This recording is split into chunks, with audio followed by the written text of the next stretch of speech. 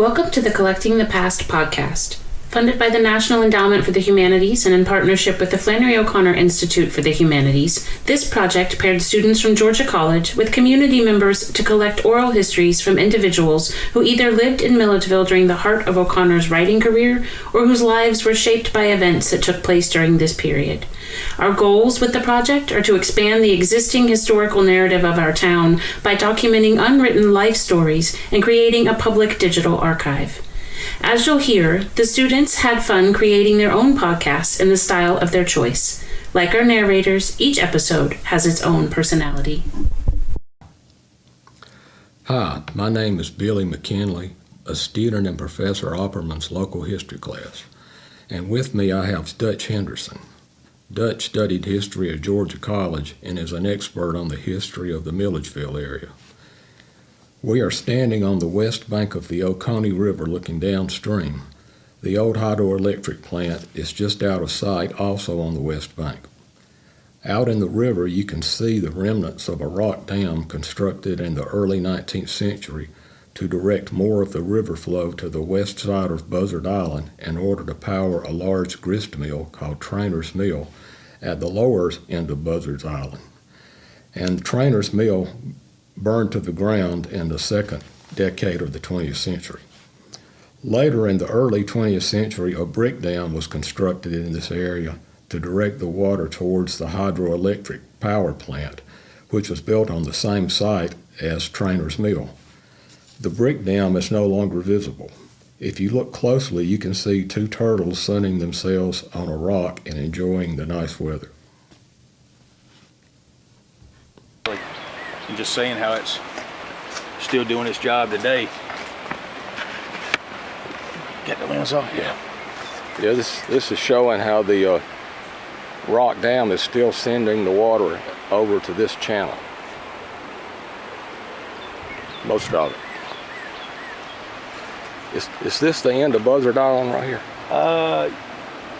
Not really. This is a small island. The end of it is actually over there where that big piece of plastic is caught up. Okay, that's the end of Buzzard. Here is a photo that was located by Dutch Henderson in the state archives. It is probably from the early 1920s or thereabouts. This view is looking upstream on the Oconee at the dams existing at that time.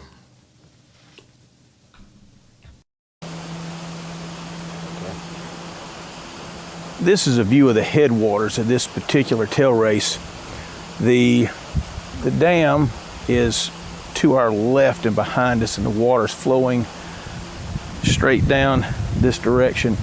And around the bend here would have been Trainer's Mill, which was built in the early 1800s. It was Milledgeville's first and most major or significant mill at the time. Lasted almost 100 years at full production for approximately 20 millstones that had been collected and were operational for this particular mill. By 1919, it had survived every flood that had come through town. Let me restate that. By 1917, it had survived every flood. But in late 1917, a fire finally claimed the mill, raising it to the river's level. And they spent the next two and a half years demoing it and preparing it for a possible hydroelectric dam, a hydroelectric plant. These stones here are all that remains of Trainer's Mill. After its fire, there was pretty diligent operations to clean up what was left of this mill, which was quite arduous. From this point right here where I'm sitting, this mill stood over 5 stories tall right here and was quite a lot to clean up. Portions of the burnt board can still be found in the river just south of here around where the old bridges are. But after the fire, the city had to come to the point of, okay, what are we going to use this site for? And it had been a real push, and then the questions of electrical power in the city. This, of course, was all spawned by the 1898 World's Fair in Chicago, in which Tesla, backed by Westinghouse, put on an electrical display that shocked the whole world. He had over 1,000 iridescent light bulbs for the entire period of the fair was going on that lit the fair up at nighttime. Photographers from all around the world were taking pictures of this, and the world was just now finding out about this magical electrical wonder. Milledgeville had one operational electric generator, and it was a steam-powered engine that was located over by Fowler Flemister, roughly about 5 blocks from where we're currently standing here at the river. It was a 500 horsepower steam-powered engine, but all it was capable of doing was giving enough electricity to power street lights at the intersections of downtown, and not throughout the entire city, but just through the immediate downtown area. So, about 1909, Georgia had its first hydroelectric dam that was built over the Chattahoochee River. Then followed by about roughly 9 more that came through the Tallulah Gorge and along the Chattooga River. Milledgeville's businessmen were really pushing, trying to figure out a way to come up with the funds or even the idea of how to construct a hydroelectric facility here in Milledgeville. Luckily, by sheer chance, J.W. McMillan, who was a very wealthy brick entrepreneur here in Milledgeville, was taking a ship back to his homeland of Scotland. While he was on board the ship one morning taking a walk around the decks, Mr. J.P. Morgan was on board as well, and the two of them struck up a conversation. J.P. Morgan, realizing that McMillan was a prominent man from Milledgeville with power and wealth, they began the discussion of hydroelectric power. J.P. Morgan probably just about jumped out of his shoes because he was backing Alva Edison at the time, who was Tesla's direct competitor. Tesla was running on an AC current, Edison was going for the DC current. It was Tesla that got to show off his AC current at the World's Fair, and Alva Edison wanted his DC current all over America. So as they were talking, J.P. Morgan guaranteed if McMillan, when he came back, got with the city leaders, the chamber, the county commissioners, the city commissioners, that he would help back him in this endeavor. It's right here. The plant was begun about late 1919, and started in operation around 1921. It started out with 2 main engines on the far end of this plant, 250 horsepower engines. Those two engines were capable of replacing what the one steam-powered engine was able to do that was in town. By 1925, this entire structure was fully functional. It had a top floor on it, which is no longer visible now. It had 2 more accompanying engines inside of it. It was producing roughly 2,000 horsepower on these generators. What you see now is nothing more than the shell of this plant. By the late 1940s, it was beginning to become decommissioned. There had been an effort to make a major dam upriver from Milledgeville that formed Lake Sinclair. But an unforeseen event that occurred, World War I broke out, that stopped the manufacturing of it. When the war was over, they were going to pick it back up. The Great Depression hit. After the Great Depression hit, you had World War II broke out. After World War II was over, then they could finally begin the massive construction of the Sinclair Dam that is still in operation today and is controlling this flow that we see behind us now. Okay. Right here is another section of the original Trainer mill that was basically recycled into the power plant that went here. We're standing just below where the office of the mill would have been. A staircase would have come across and down just behind us and to the left here. And so this entire square that's right here, this would have been all office space up here above us. What was down here?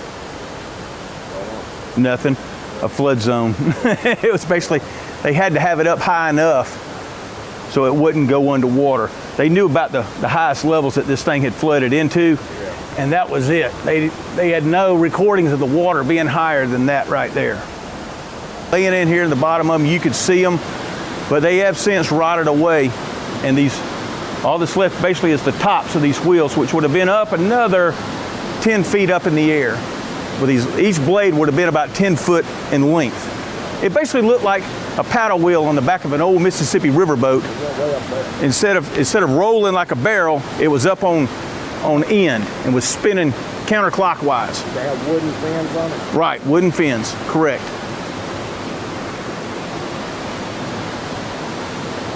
But in the early 1919, when they started the construction of this, by 1921, they only had 2 of those engines working, and both of them were on that end of the structure. Those engines were actually provided by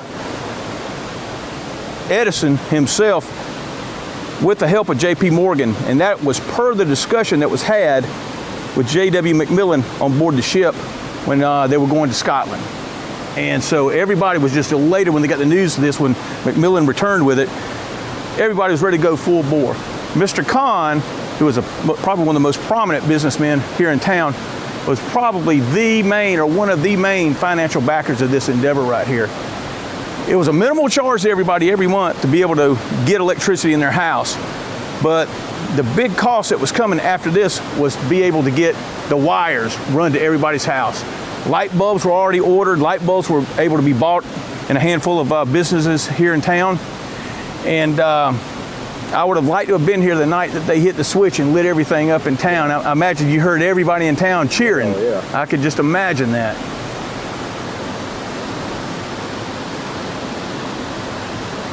But you, This thing in the middle was just to let water go through. correct. That was your water level height control. Basically, that could control the how fast those things were spinning. And then the wheels were here, and there. And there. Correct.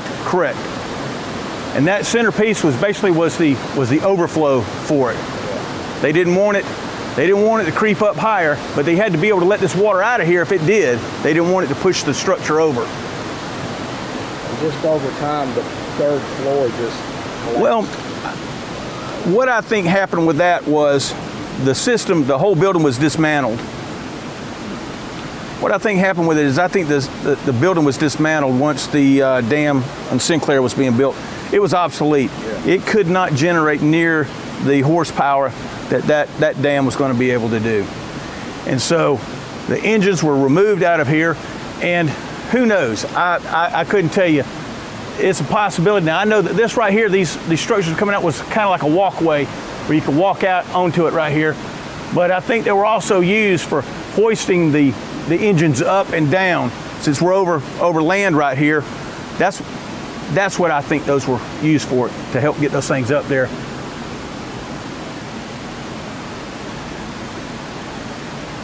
Okay, you ready to turn it off? Well, I want to, let's do one more thing here. Robert and J.W. McMillan of the McMillan Brickyard, they were the men that built this. It was not an overnight thing, and it took them a couple of years to finish it. They were also responsible for this lower dam that's right here at the end of this structure, and to keep Buzzard Island from breaking, allowing the water to break around. They were always bringing down slag brick, meaning brick that didn't pass inspection, that they couldn't really use them for anything. They used them to shore up the embankments over here to make sure that island didn't blow out. Well, eventually the island finally gave way about 10-15 years ago, and a large portion of this water flows around the other end down there. But you have to say that old dam, the original one that's built at the headway, still works, because the majority of this water flows around to this side versus its original path at the head of Buzzard Island. We hope you enjoyed learning more about the people and historical events connected to Milledgeville and Flannery O'Connor in this episode. If you or someone you know has stories to share related to either of these topics, we'd love to hear them. In addition to documenting community memories, you'll also help us preserve your story for future generations. Visit our website, collectingthepastmilledgeville.wordpress.com, to learn more.